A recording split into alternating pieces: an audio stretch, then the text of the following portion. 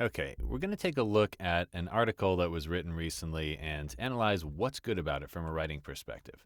So consider this a writing lesson. This is by Adam Gopnik of The New Yorker. He wrote about Willie Mays, who sadly passed last week, who some consider to be the greatest player of all time. In fact, many do. I would say between him and Babe Ruth, it's 1 and 2.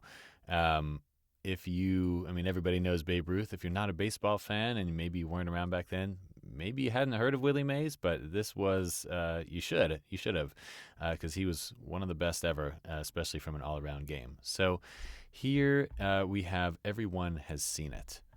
Really short, punchy first sentence. Everyone has seen it. It uses a pronoun it to describe something which we don't know. What is it? Oh, let's read on and find out. However, I will say, if you do know anything about Willie Mays or baseball, you already know what it is. So this is a little bit of a wink to the audience, because it is this incredible catch that Mays made in the 1954 World Series on a ball hit by Vic Wertz. This is probably the most famous catch. Well, it is definitely the most famous catch of all time. It's called The Catch. It's a baseball version of The Catch. And so then he goes on to describe it. And what I like here that he does is he follows up this very short first sentence with a nice, long, meandering sentence here that describes the action and really draws out the drama of this. In slightly decayed black and white footage, comma, a center fielder, comma, this is a positive, a center fielder, wearing the number 24, a participle, comma, turns his back on a well-struck baseball and, comma, apparently without looking and using some weirdly powerful instinctive positional guidance. So here we have a parenthetical. You could lift this whole bit out of the sentence and it would still be grammatically correct, and this comma as well. It would say, turns his back on a well-struck baseball and races at top speed toward the stadium wall. So by putting a comma after and, it allows the writer to editorialize a little bit, to start to give his opinion a little bit. Apparently without looking and using some sort of weirdly powerful instinctive positional guidance. It lets him put his opinion of Mays into that sentence. Races at top speed toward the stadium wall, dash, and then reaches out in front of his body, comma, back still turned, comma, still running hard, comma, and catches the ball. Amazing. And so what I like about this, we have back still turned. That's an absolute. We've got a noun, back, and then a verb, turned. We have a participle, still running hard, and then we have catches the ball. And what I like about this is it also sort of decelerates the action here. So it has, he reaches out in front of his body, back still turned, still running hard, and catches the ball. So he is still running hard, but the commas there help to sort of slow the action down to his eventual catch. So then he goes on to talk about who Willie Mays is. This next paragraph is really nice. It's all about vision and lack of vision. And so there are a lot of words in this paragraph that signal that. So he starts by saying, it is possibly the seemingly both blind and sighted nature of the player as he runs that moves us so. And so there's going to be all kinds of references to seeing and not seeing in this paragraph. So he's got optical acceleration cancellation, i.e. the ability to sense exactly when a struck object accelerating will begin to decelerate. So we've got, optical there. We've got cognitive here for thinking. Let's see. We have he sees outcomes we are unable to envision. For a very brief moment, the great ones see ahead. It is a fleeting form of prophecy. So this whole paragraph makes multiple mentions of how Mays can almost do superhuman things in terms of sight and vision and knowledge. And so it kind of it has a theme, and that theme is reiterated a couple different times in this paragraph. Here we have really the main information. This, if you were reading a straight news article, Willie Mays, one of the greatest ball players in the history of baseball, died this week at the age of 93. That's certainly the most pertinent information, but it's not really the stuff that grabs us and tells the story. And so this is in the first, second, third paragraph. 1, 2, 3. This is the third paragraph where we're giving the straight information. And let's see. Let's move on here. Some other things that Gopnik did really well. We have references to things of the time. So Willie, Mickey, and the Duke, really great old-timey sounding baseball song. We have something that you learned in 4th or 5th grade. We have a moment of municipal mythology.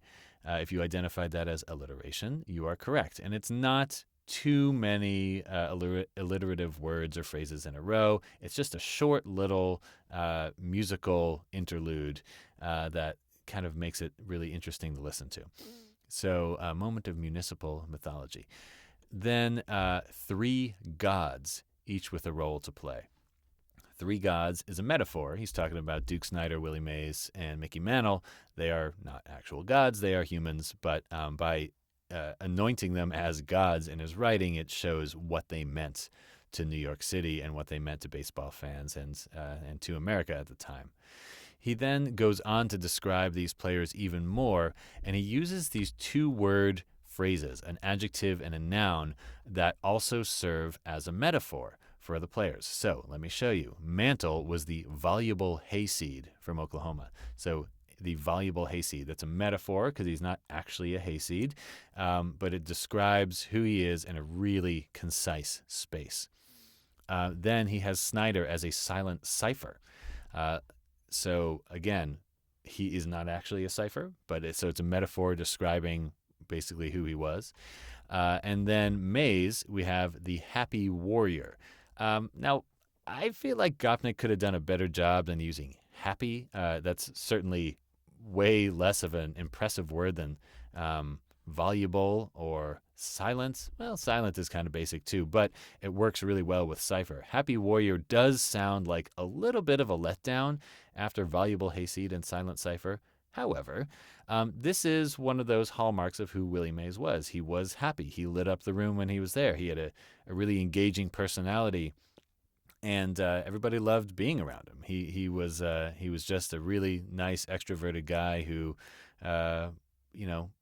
brought good vibes to everybody. So maybe Happy Warrior just does describe him really well, and it's a basic phrase like that would sort of tell that story. And maybe a stronger phrase like elated or something like that would have kind of gone too far.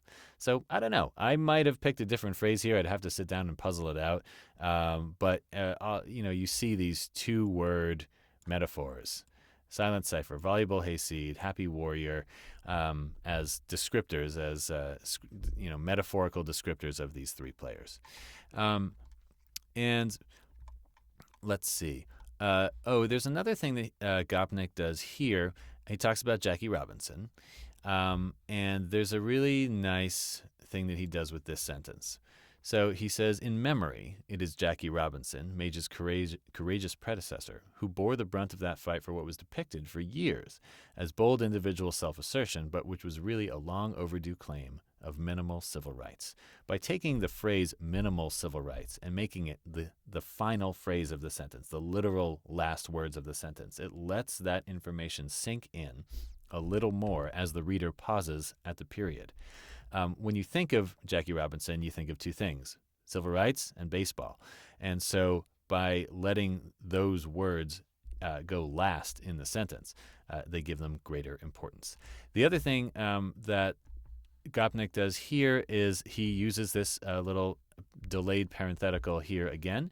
So it is Jackie Robinson, Mage's courageous predecessor, which is in a positive. But then he says, who bore the brunt of that fight for what was depicted for years as bold individual self-assertion.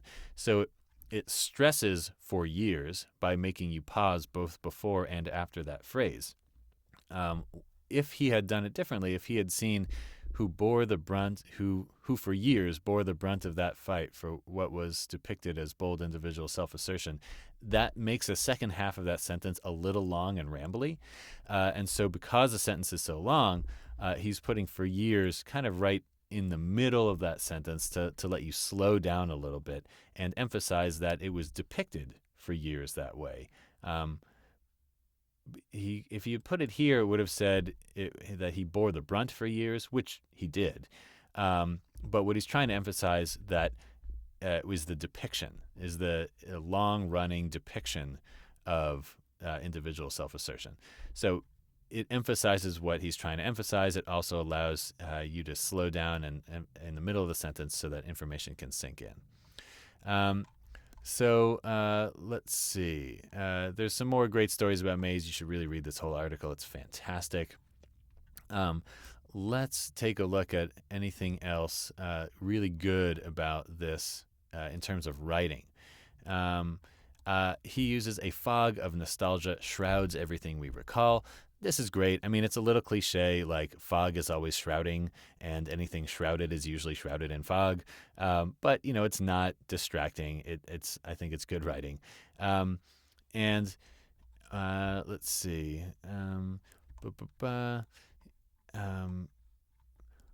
He kind of writes, a lot of this. I mean, I could go through this and make this video way too long because there's a lot of great verbs and metaphors and things in this writing. Delusional, illusory, oversimplifying complex lives and trajectories. I mean, this is good writing. But we have here also, and so Mays remains. First of all, I'm not surprised to see a little diamond here signaling the end of the article, because when you read a phrase like, and so Mays remains, you are summarizing. This is a summarizing phrase. It's helping to conclude and draw the reader's attention to, we're about to end here. And so Gopnik does that in a really skillful way, rather than saying, in conclusion, in the end, Willie Mays was a great player and will remain in everyone's memories. Yeah, he doesn't say that. No professional writer should say that, and I would argue no students should be taught to write that way, because this is a much nicer way to conclude. He also does this again. So he signals that the conclusion is coming, and so Mays remains. And he signals that it's coming again as you go down here, and he says, this is what makes sports matter. When you read this, you know the conclusion's coming, because at this point he is focusing in a more broad, in fact, he's unfocusing in a more broad sense. So he was focusing on Willie Mays specifically, but here he says, this is what makes sports matter. He's broadening from Willie Mays out to sports. And we all know from English class in school that you start general with the beginning of the introduction, you get specific at the thesis, specific in your body paragraphs, and you generalize again at the conclusion. This is no different, except the transitions are so subtle that you'll miss them unless you really know what you're looking for. And so this is basically another in conclusion moment. This is what makes sports matter. So this is a really skillful way to do that. We're broadening back out to sports. And then the other thing that he does is he includes this sort of circular construction here. To borrow an image from Angel, all the rest of us do in life is run down uncatchable balls, drop them, and then pretend we haven't. That's why seeing one so perfectly caught is so satisfying that we'll never stop watching it, even after the catcher has left center field for good. Really nice way to end it, but also remember that the final image we're left with is Mays catching this ball. And if we go back to the top, that's what the article starts with. It goes, everyone has seen it. It shows him racing down through the outfield and catching this ball. That is the iconic play of Willie Mays' career. And at the end of the article, it comes back to that. So it has this circular construction. This is a great way to sort of bring the article home, make it feel complete, make it feel like we can sort of tie up our reading experience in a tidy little package and put it aside and move on to something else. So that's a really nice job by Gopnik to bring the story full circle.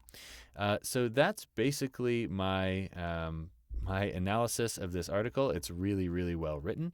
And I hope that if you haven't read it, you should definitely read it. And if you did read it, I hope that you either way learned something about why this writing is so good, and I could break it down mechanically for you a little bit. Now that I'm looking at it actually here on the screen, there's one more thing I just wanted to say. We have the infancy of television and the dominance of radio broadcast. This is parallel construction here. Both the infancy of television and even more the dominance of radio broadcast. Wouldn't be the same if we said the infancy of television and the dominance of broadcasting on the radio. It has to be noun, of, and then media. So noun, infancy, and dominance of, kind of media, television, radio broadcast. So again, really nice. You can find things all over this article. Gopnik is a fantastic writer, has been for a long time. And so I hope you learned a bit about structuring writing in this video. Thank you for listening. See you around.